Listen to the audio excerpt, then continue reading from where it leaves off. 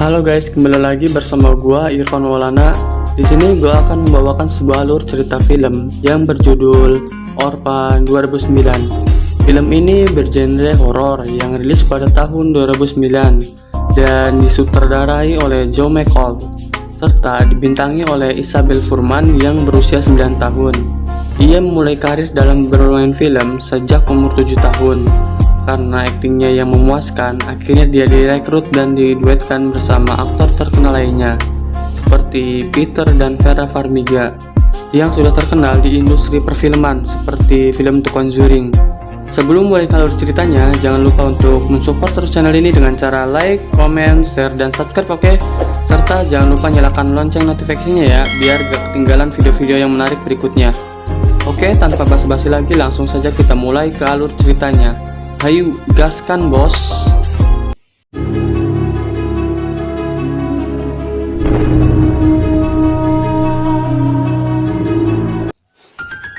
Film ini diawali dengan kisah bagaimana Kat Coleman yang mengalami keguguran di rumah sakit.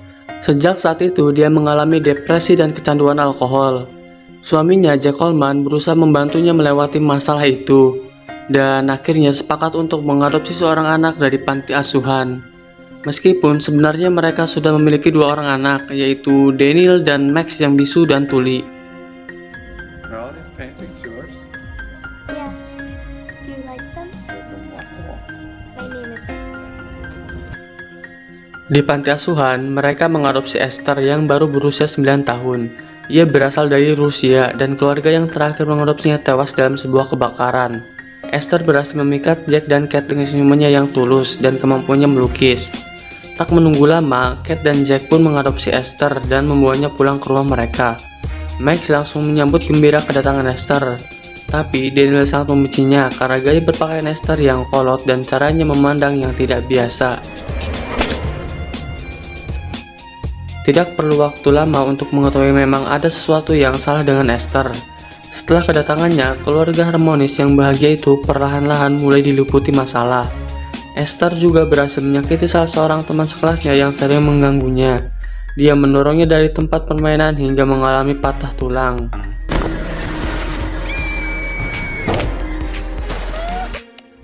Ketika kebetulan Suster Abigail yang bekerja di panti asuhan dulu menelpon, Kat langsung menceritakan kejadian itu padanya.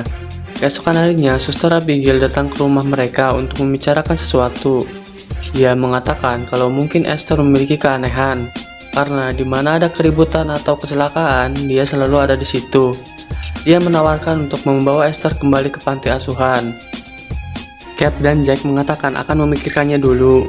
Esther yang mengetahui niat Suster Abigail untuk membawanya kembali, berhasil membunuhnya dengan menghantam kepalanya menggunakan martil. Dia memaksa Max membantunya dan menyimpan rahasia itu atau dia akan membunuhnya. Max yang ketakutan hanya bisa menurut. Esther lalu menyembunyikan martil yang dipergunakannya untuk membunuh Suster Abigail di rumah pohon milik Daniel.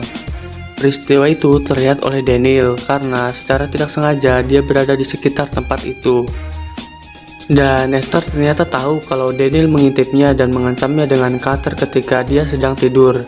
Dia lalu menyakiti Kat dengan memotong semua mawar putih yang ditanamnya di makam Jessica, anak perempuannya yang meninggal waktu dia keguguran. Saking marahnya, Kat menarik lengan Esther. Dia menjerit kesakitan untuk menarik perhatian Jack.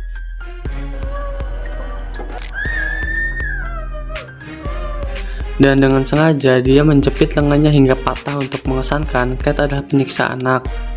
Kat berusaha mencari tahu latar belakang Esther. Ternyata dia dulu tinggal di Sirni Institute, sebuah rumah sakit jiwa di Estonia. Dia menghubungi rumah sakit itu, tapi mereka mengatakan tidak mengenal pasien bernama Esther. Kat lalu mengirimkan fotonya melalui email dan menunggu mereka mengecek lebih jauh. Daniel akhirnya nekat untuk membongkar kejahatan Esther. Dari Max, dia mengetahui kalau Esther menyimpan martil yang dipakainya untuk membunuh Suster Abigail di rumah pohon. Diam-diam dia naik dan memeriksa tempat itu. Tapi ternyata Esther sudah menunggunya dan membakar rumah itu agar Daniel tewas terbakar.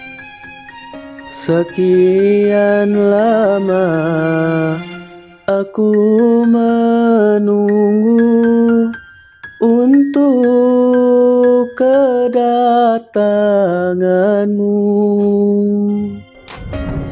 What are you doing? Are you crazy?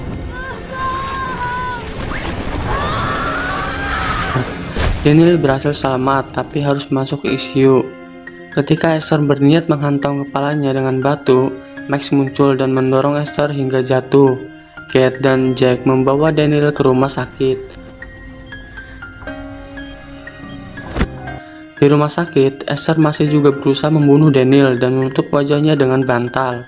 Alat penanda sudah menunjukkan garis datar dan ia keluar dari ruangan itu dengan tersenyum.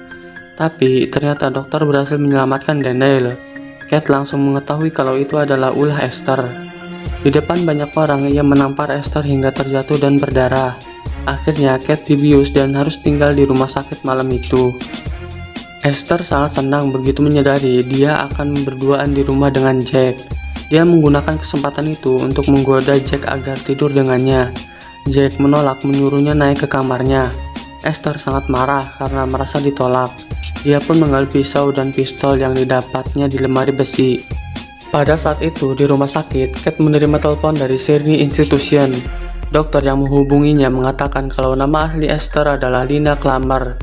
Dia sebenarnya bukan seorang anak-anak lagi. Dia adalah wanita dewasa yang berusia 33 tahun. Dia mengidap penyakit yang membuat tubuhnya berhenti berkembang secara fisik. Jadi meskipun usianya sudah dewasa, dia tetap terlihat seperti anak yang berusia 9 tahun. Lina adalah seorang psikopat yang sangat berbahaya. Dia berhasil melarikan diri dari rumah sakit itu setelah membunuh beberapa pegawai. Kate pun buru-buru pulang dan mendapati bahwa Jack sudah tewas dengan banyak luka bacokan di tubuhnya. Dan ia harus kucing-kucingan dengan Esther yang membawa pistol untuk bisa naik dan menjemput Max yang bersembunyi di dalam lemari.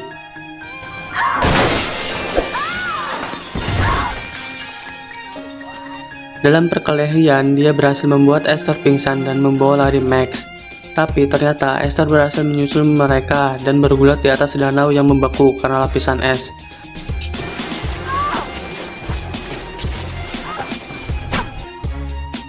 Pecahan es itu pun retak dan mereka berdua terjatuh ke dalam air yang dingin. Kate berhasil menghantam wajah Esther dan naik terlebih dahulu ke permukaan. Esther menyusul di belakangnya sambil berkata, "Jangan biarkan aku mati, Bu." Kate memandangnya dengan marah lalu menendangnya dengan sekuat tenaga sambil berkata, "Aku bukan ibumu." Tendangan Kate membuat leher Esther patah dan dia masuk kembali ke dalam air dan tenggelam. Dan film pun selesai. Ending yang membagongkan.